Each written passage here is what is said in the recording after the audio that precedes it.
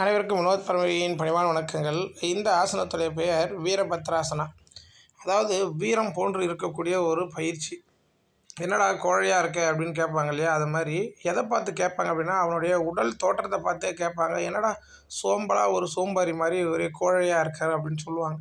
ஆனால் இந்த பயிற்சி நீங்கள் தொடர்ச்சியாக செய்துட்டு வந்தீங்கன்னா, உங்களுடைய புஜங்கள், உங்களுடைய மார்பகங்கள்லாம் நல்லா விரிந்து நல்ல அழகான ஒரு வீரன் போன்று காட்சியளிப்பீங்க. அதாவது போர் வீரர்கள் ஆசனம் சொல்லுவாங்க. இதை வாரியர் போர்ஸுன்னுமே சொல்லுவாங்க.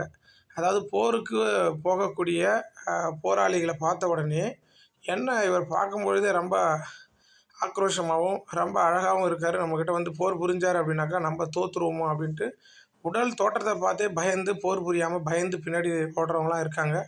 அந்த மாதிரியான ஆசனம் இது. செய்து பாருங்கள், பலன் கிடைக்கும். வாழ்க யோகம், யோகம் விளட்டம். அடுத்த பதிவில் கண்டிப்பாக சந்திக்கிறேன். நன்றி.